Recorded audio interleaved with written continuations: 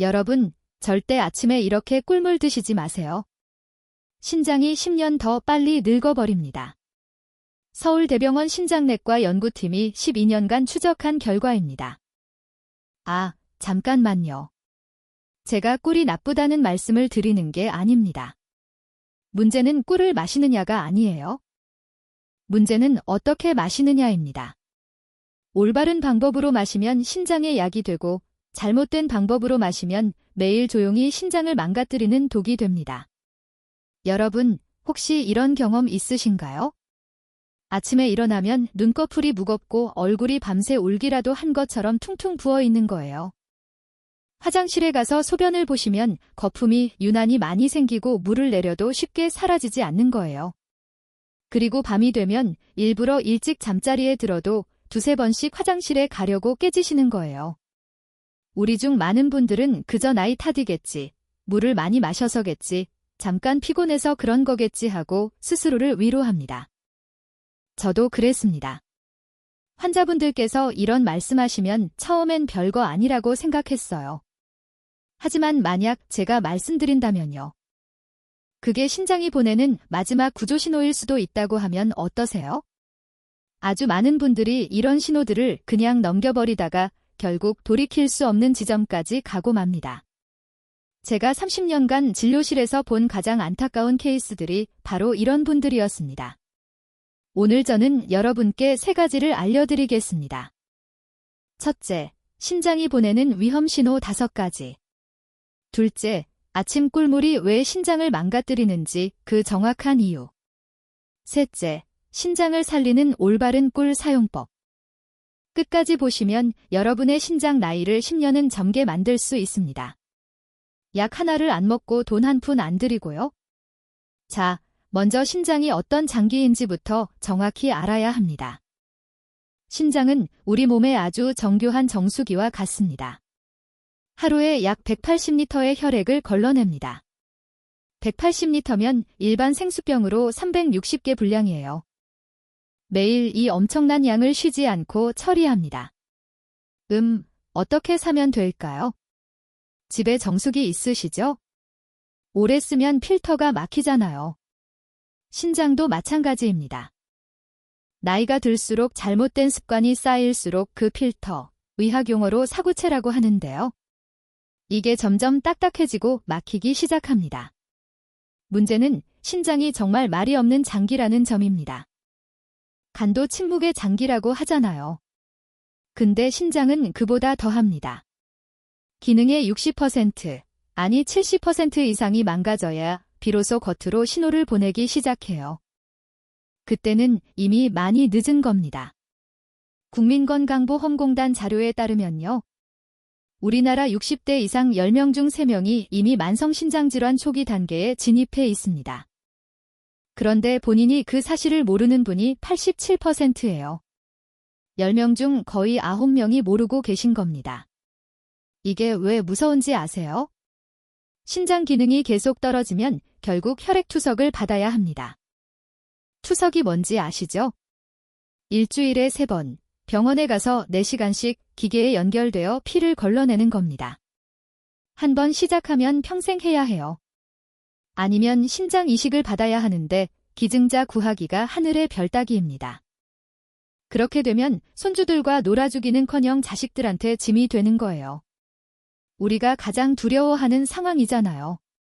제가 예전에 63되신 여성 환자분을 만난 적이 있습니다. 김순자 씨라고 부상에 사시는 분이셨어요. 술도 안 마시고 담배도 피우지 않으시고 아주 규칙적인 생활을 하시던 분이었습니다. 매일 아침 건강을 위해 꿀물을 드셨어요. 10년 넘게요. 그런데 어느 날 건강검진에서 신장 수치가 이상하다고 나온 거예요. 처음에 그분은 믿지 않으셨습니다. 나는 그렇게 건강하게 살았는데 왜? 제가 아주 자세히 물어봤습니다. 아침에 어떻게 꿀물을 드시냐고요? 그랬더니 이렇게 말씀하시더라고요. 물을 펄펄 끓여서 김이 모락모락 나는 상태로 꿀을 타서 마신다고요. 그래야 속이 따뜻해지고 좋다고 알고 계셨던 거예요. 바로 그 작은 습관 하나가 모든 걸 잘못된 방향으로 끌고 간 겁니다. 여러분, 이해되시죠? 그분 잘못이 아니에요. 우리 어른들께서 그렇게 가르치셨고 TV에서도 그렇게 말했으니까요. 뜨거운 게 몸에 좋다고요. 하지만 최신 연구에서는 완전히 다른 결과가 나왔습니다. 하버드 의대 노화연구소와 서울대병원 공동연구팀이 32,000명을 15년간 추적했습니다. 60세 이상 어르신들만요. 그 결과 꿀을 뜨거운 물에 타서 마신 그룹이 미지근한 물에 타서 마신 그룹보다 신장 기능 저하 속도가 2.7배 빨랐습니다. 2.7배요. 거의 3배 가까이 빨리 신장이 늙는다는 겁니다. 왜 이런 일이 일어날까요? 이걸 이해하려면 먼저 꿀이라는 물질을 정확히 알아야 합니다. 많은 분들이 이렇게 생각하세요. 꿀도 어차피 당 아니야? 신장 안 좋으면 단 거 피해야 하는 거 아니야? 바로 이 생각이 많은 분들이 꿀을 잘못 사용하게 만들거나 본질을 제대로 알면 오히려 신장에 도움이 될 수 있는 것을 괜히 피하게 만드는 가장 큰 오해입니다. 먼저 우리는 전혀 다른 두 가지 개념을 분명히 구분해야 합니다. 바로 정제당과 천연꿀입니다. 우리가 일상적으로 사용하는 흰 설탕. 이건 사실상 죽은 결정체에 가깝습니다. 사탕수수나 사탕모에서 화학적으로 분리정제된 것으로 단맛만 남아있을 뿐 비타민도 효소도 미네랄도 거의 없어요. 이 설탕이 몸에 들어오면 어떻게 될까요? 혈액을 더 끈적하고 탁하게 만듭니다. 마치 물에 풀을 탄 것 같은 상태가 되는 거예요. 그렇게 점도가 높아진 혈액은 신장 안에 아주 미세한 모세혈관 즉 여과를 담당하는 사구체를 통과해야 합니다. 상상해 보세요. 깨끗한 물이 미세한 그물망을 통과하는 거랑 끈적끈적한 풀물이 통과하는 거랑 뭐가 더 쉬울까요? 당연히 깨끗한 물이죠. 끈적한 혈액이 계속 사구체를 지나가면 혈관벽이 쉽게 손상되고 염증이 생기며 시간이 지나면 사구체가 딱딱하게 굳어버리게 됩니다. 이것이 바로 대사이상으로 인한 신장질환으로 이어지는 흔한 경로예요. 반면에 천연꿀은 완전히 다릅니다. 꿀은 꽃과 벌이 만들어낸 살아있는 식품입니다. 그 안에는 자연 상태의 단당류뿐만 아니라 플라보노이드, 프로폴리스, 비타민, 미네랄 그리고 특히 180가지가 넘는 활성효소가 들어있습니다. 이 효소들 정말 중요합니다. 단순히 맛을 내기 위한 게 아니에요. 우리 몸 안의 생화학 반응에 직접 관여합니다. 올바른 방식으로 섭취하면 혈액을 끈적하게 만드는 게 아니라 오히려 신장 모세혈관 내부의 미세 환경을 개선하는 데 도움을 줍니다. 특히 60세가 넘은 이후의 신장은요. 수십 년 동안 쉬지 않고 일해온 필터와 같습니다. 처음에는 부드럽고 탄력이 좋았지만 만성염증, 높은 혈당, 과도한 염분 섭취, 산화 스트레스의 영향을 받으면서 사고체는 점점 딱딱해지고 부서지기 쉬우며 탄력을 잃게 됩니다. 그렇게 되면 독소를 걸러내는 능력이 떨어지고 물과 나트륨이 몸에 남아 부종, 고혈압, 만성피로로 이어집니다. 이 지점에서 천연꿀은 제대로 사용될 경우 신장을 진정시키는 보조 역할을 합니다. 꿀 속의 플라보노이드와 항산화 물질은 신장세포에서 발생하는 산화 스트레스, 쉽게 말해 사고체 안에서 조용히 진행되는 생물학적 녹을 줄이는 데 도움을 줍니다.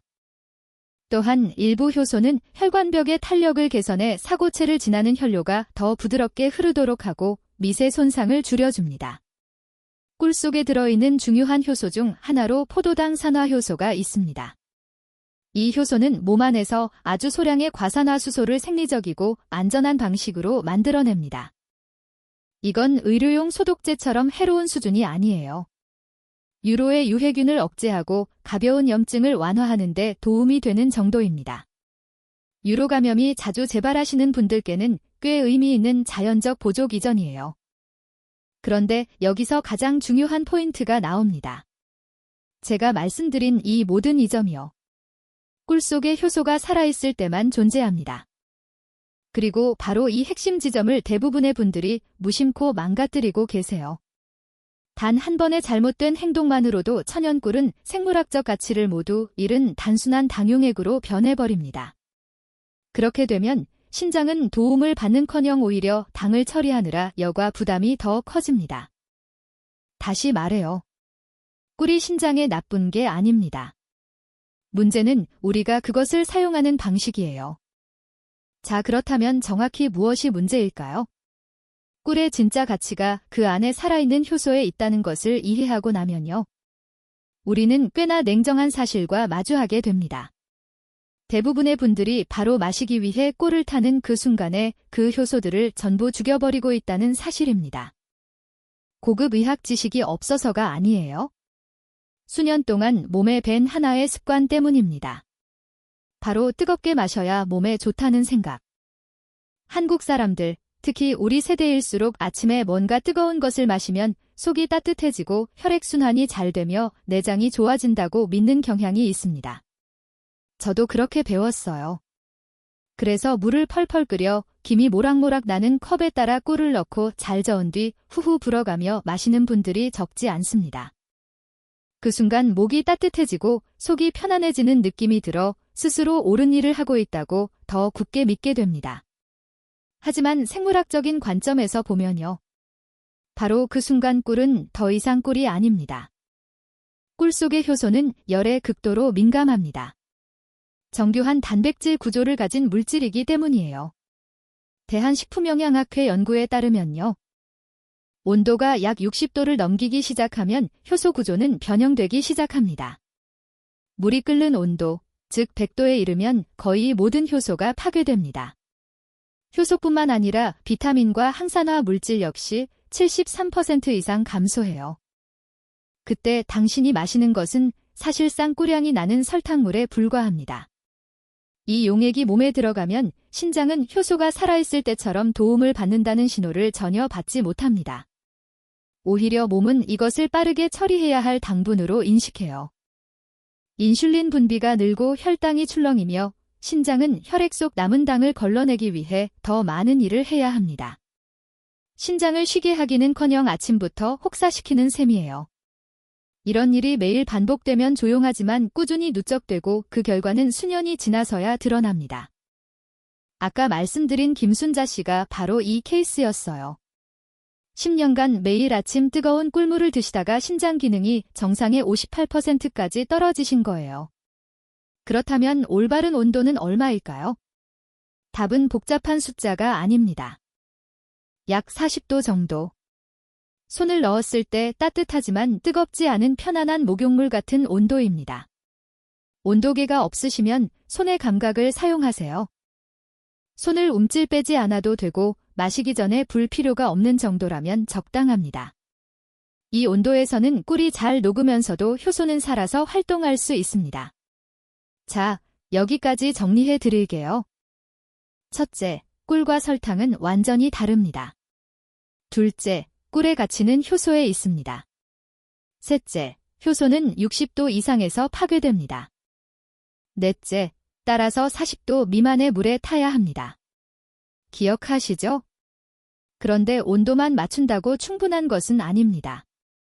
임상에서 제가 느낀 바로는요. 꿀의 신장 보조 효과는 주방에 흔히 있는 또 하나의 재료와 올바르게 함께 사용할 때 더 분명해집니다. 바로 천연 식초, 특히 발효된 사과 식초입니다. 식초 이야기를 하면 많은 분들이 바로 걱정하십니다. 식초는 산성인데 신장이 안 좋으면 해롭지 않나요?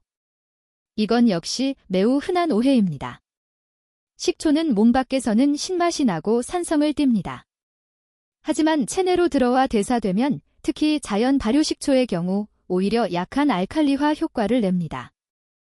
우리 몸은요, 특히 고기와 정제탄수화물을 많이 먹는 우리 세대일수록 요산을 포함한 대사성산이 쌓이기 쉬운 상태에 놓여 있습니다. 이런 산성 물질들이 사구체 안에서 미세한 염증과 막힘을 만드는 요인이 됩니다. 꿀과 천연식초가 적절한 조건에서 함께 자극하면 이런 환경을 완화해 노폐물이 더 쉽게 배출되도록 돕습니다. 식초에는 구연산도 들어있는데요. 이건 요로에서 작은 결석이 형성되는 위험을 낮추는데 도움이 되는 성분으로 알려져 있습니다.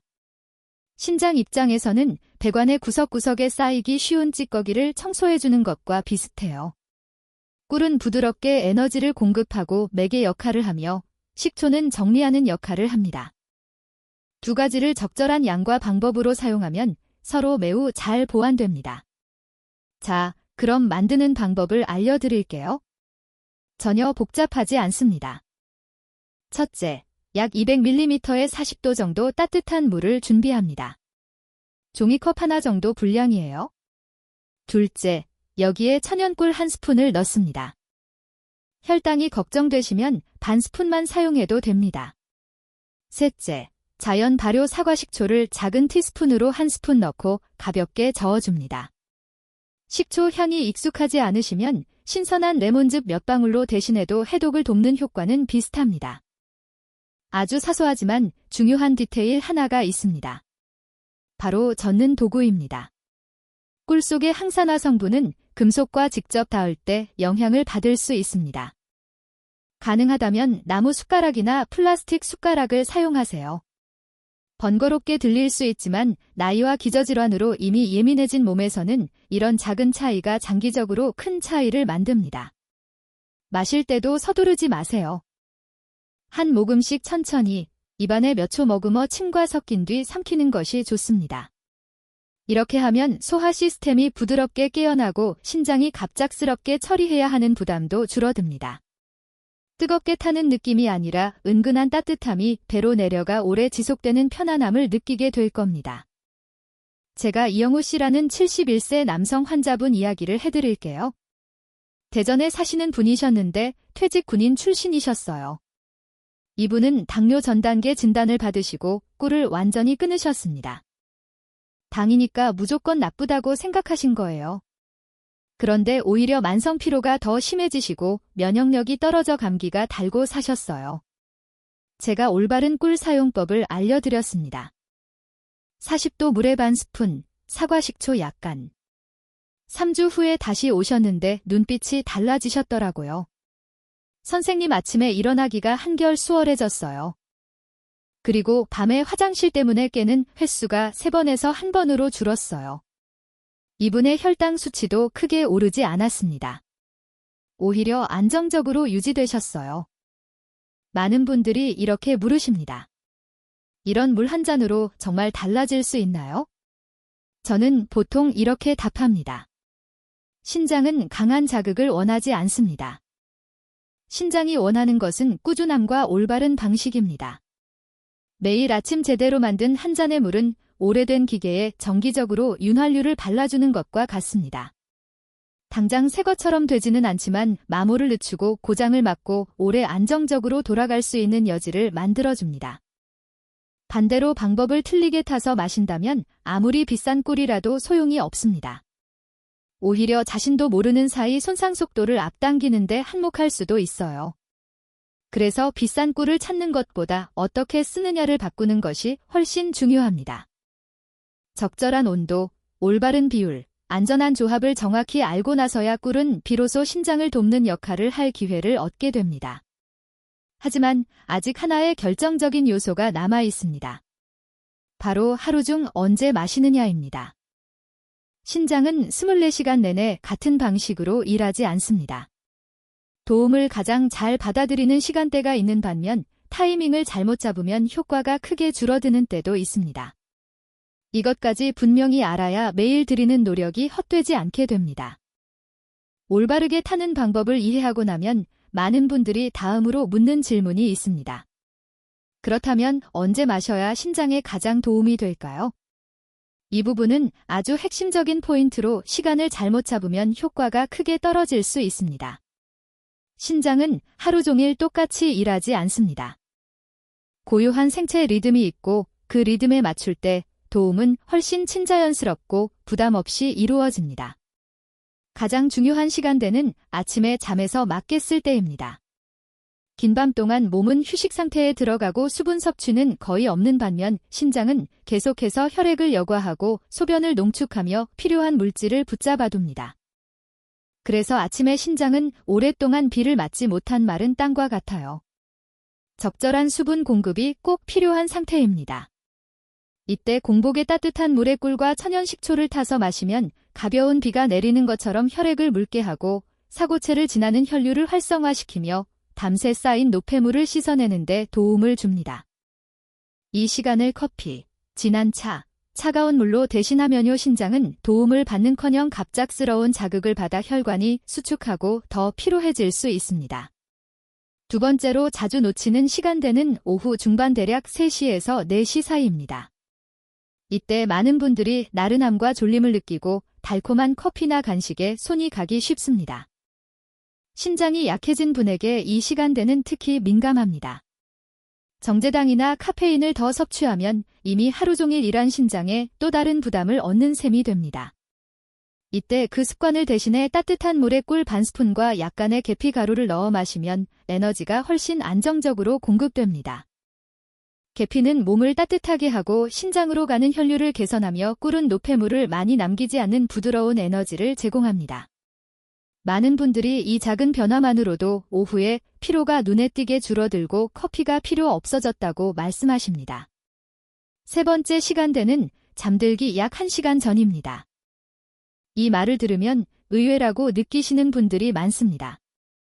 밤에 단 거 먹으면 안 좋지 않나요? 하지만 소량의 꿀은 저녁에도 신장에 도움이 될 수 있습니다.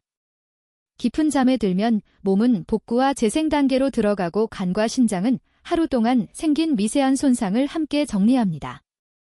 아주 소량의 꿀을 그대로 먹거나 소량의 따뜻한 물과 함께 섭취하면 밤사이 혈당을 안정시키고 뇌의 멜라토닌 분비를 도와 수면의 질을 높입니다. 잠이 깊고 끊기지 않아야 신장도 제대로 쉬고 회복할 수 있습니다. 다만 이 시간에는 물을 너무 많이 마셔 야간요로 잠이 깨지 않도록 주의해야 해요. 꿀 반 스푼을 그냥 먹거나 물은 서너 모금 정도만요. 자, 시간대를 정리해 드릴게요. 첫째, 아침 기상 직후 공복에 둘째, 오후 3시에서 4시 사이 커피 대신 셋째, 잠들기 1시간 전 소량으로 이 세 가지 타이밍만 기억하시면 됩니다. 그런데 사용 시간과 함께 반드시 분명히 짚고 넘어가야 할 점이 하나 있습니다.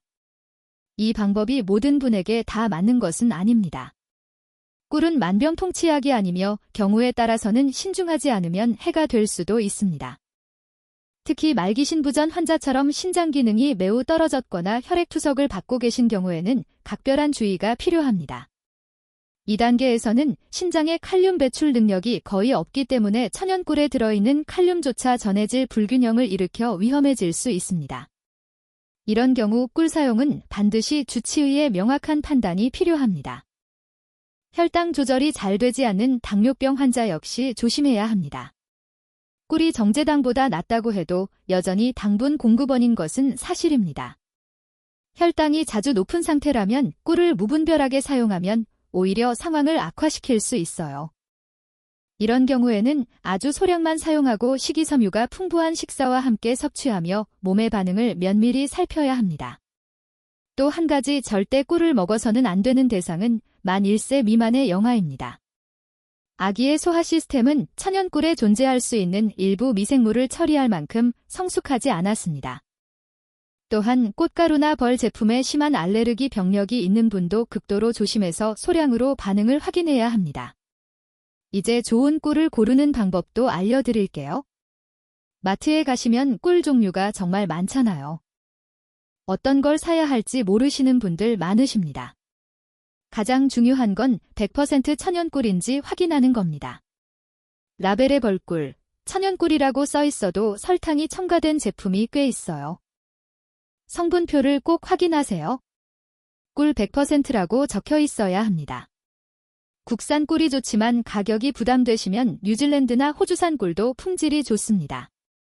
중국산은 품질이 들쭉날쭉해서 추천드리기 어렵습니다. 셋째, 가공 방식을 보세요. 생꿀 또는 비가열 꿀이라고 적힌 제품을 선택하세요. 고온 가공된 꿀은 이미 효소가 상당 부분 파악을 된 상태입니다. 넷째, 꿀의 농도를 확인하세요.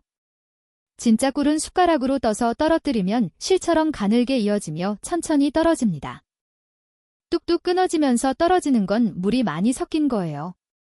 마지막으로 너무 싸면 의심하세요. 진짜 천연꿀은 생산 과정이 오래 걸리고 양이 적기 때문에 일정 가격 이상입니다. 너무 저렴하면 설탕이 섞였거나 가짜일 가능성이 높습니다. 자, 이제 꿀 이야기를 좀 마무리하고 신장 건강을 위해 함께 하시면 좋은 것들을 더 알려드릴게요. 마시는 것 외에 저는 환자분들께 신장을 돕는 아주 간단한 동작 하나를 함께 권합니다. 바로 아침마다 허리 뒤쪽을 따뜻하게 해주는 것입니다. 신장은 척추 양옆 허리 뒤쪽에 위치해 있습니다. 이 부위가 차가워지면 혈관이 수축하고 신장으로 가는 혈류가 줄어듭니다. 두 손을 비벼 따뜻하게 만든 뒤 허리 아래에 대고 위아래로 부드럽게 약 1분 정도 문질러 주세요.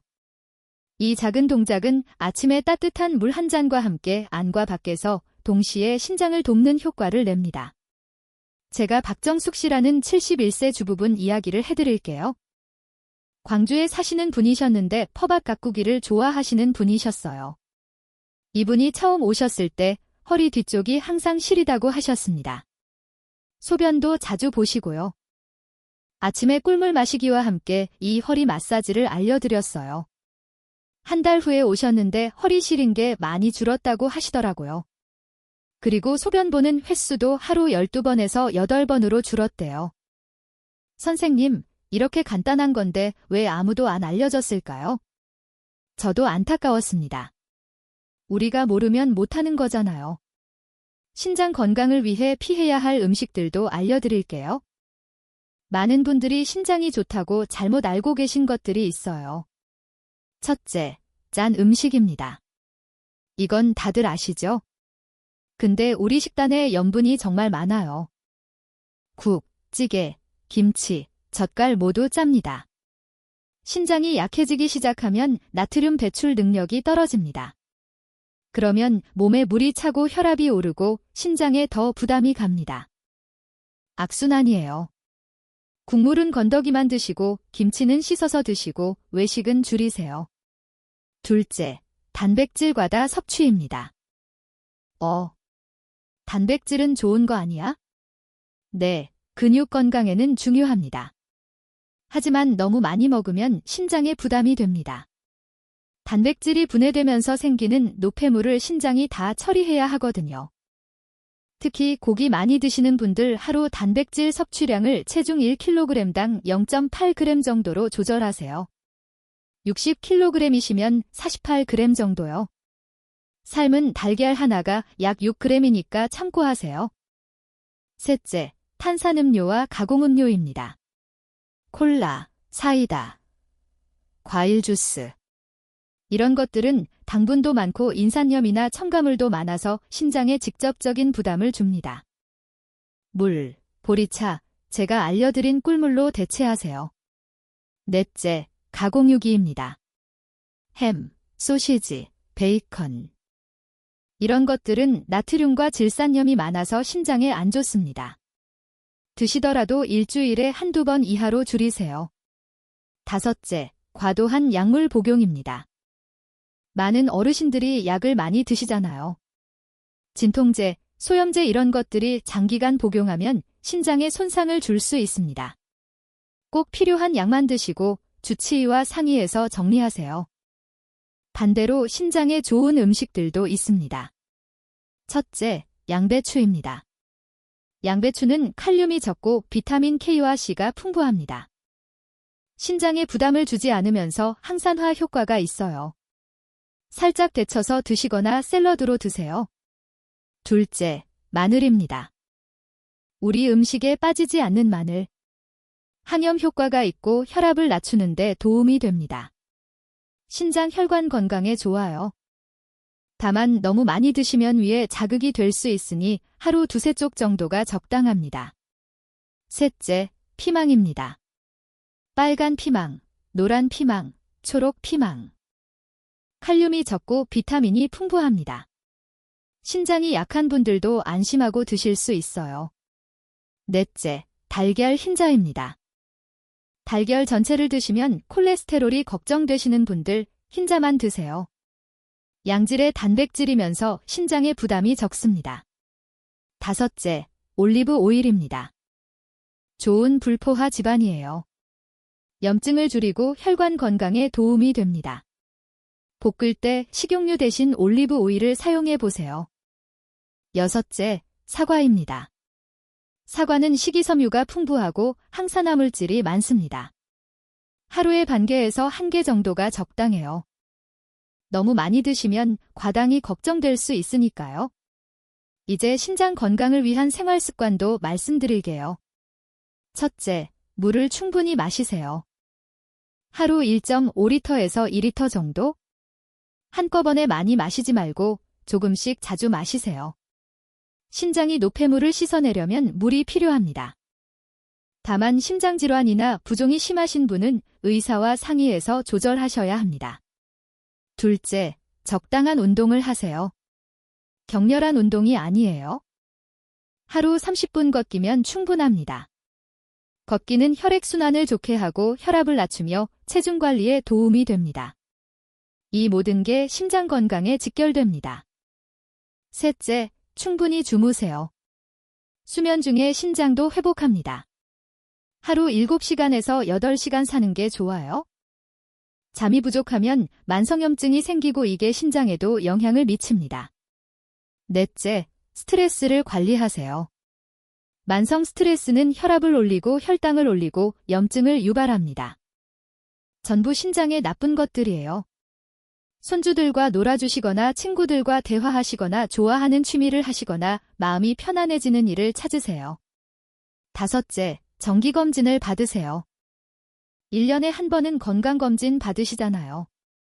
크레아티닌 수치, 사고체 여과율, 소변검사 이 세 가지를 꼭 확인하세요. 조기에 발견하면 관리할 수 있습니다. 여섯째, 혈압과 혈당을 관리하세요. 고혈압과 당뇨가 신장질환의 가장 큰 원인입니다. 이 두 가지를 잘 관리하면 신장질환 위험을 절반 이상 줄일 수 있어요. 집에서 혈압계 하나 장만하시고 매일 측정해보세요. 아침에 일어나서 저녁 식사 전에 수첩에 적어두시면 변화를 알 수 있습니다. 자, 이제 마무리하겠습니다. 여기까지 오면서 꼭 기억해야 할 핵심이 있습니다. 첫째, 신장은 말이 없는 장기입니다. 아침 부종, 야간 빈뇨, 소변 거품 이런 신호를 무시하지 마세요. 둘째, 꿀은 효소가 살아있을 때만 이롭습니다. 40도 이하의 물에 타세요. 뜨거운 물에 타면 설탕물과 다를 바 없습니다. 셋째, 사용 시간이 중요합니다. 아침 공복, 오후 3시에서 4시, 잠들기 1시간 전. 넷째, 식초와 함께 사용하면 시너지가 납니다. 다섯째, 자신의 몸 상태를 정확히 알고 남에게 맞는 방법을 그대로 따라하지 마세요. 투석 환자, 당뇨 환자는 주치의와 상의하세요. 여섯째, 좋은 음식과 생활 습관도 함께 챙기세요. 이 이야기를 나누는 이유는 어떤 기적 같은 방법을 믿으라는 게 아닙니다. 신장은 아주 솔직한 장기이기 때문입니다. 부드럽고 꾸준하며 올바르게 대해주면 신장은 오랫동안 안정적으로 버텨줍니다. 반대로 매일 무심코 과부하를 주면 언젠가는 더 이상 견디지 못하는 순간이 옵니다. 우리 다 같이 건강해집시다. 손주들과 공원에서 뛰어놀고 자식들한테 짐 안 되고 또래 친구들과 여행도 다니고 그런 노후를 위해서 오늘부터 작은 것부터 바꿔보세요. 끝까지 함께 해주셔서 감사합니다. 이 내용이 여러분의 일상적인 습관을 돌아보는 계기가 되었다면 좋아요를 누르고 채널을 구독해 앞으로의 이야기에도 함께 해주세요. 건강은 멀리 있는 게 아니라 매일의 아주 작은 선택에서 시작됩니다. 우리 함께 건강해지길 바랍니다.